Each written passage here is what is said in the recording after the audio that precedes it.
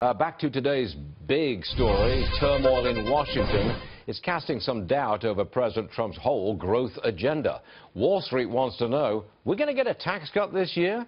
Joining us now is a man who knows a few things about this, but maybe not going to make a forecast for us. His name is Bret Baier, and he's the host of Special Report. Seriously, Bret, is it possible for this administration and this Congress to get done Obamacare repeal and replacement, tax reform, and an infrastructure plan?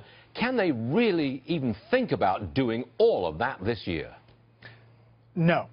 Not all of that. They are hopeful to do some of that, Stuart. Good morning. I think that there's still hope out there that tax reform can move forward and that they can somehow herd the cats to get around one plan.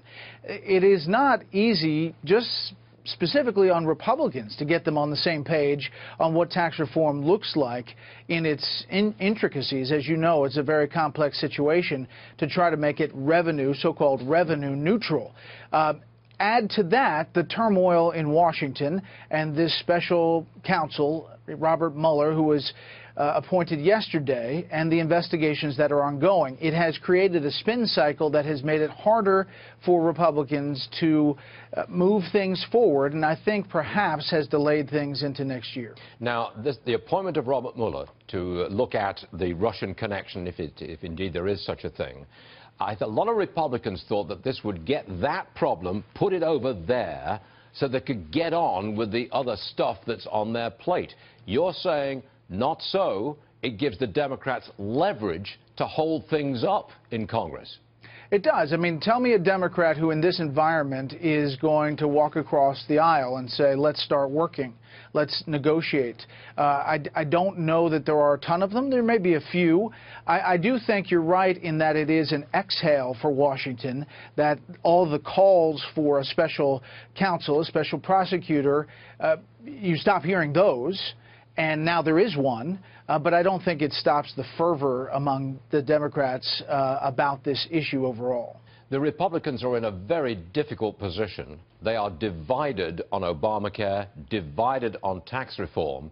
But if they don't get anything done this year, they're in serious trouble in the elections next year, are they not?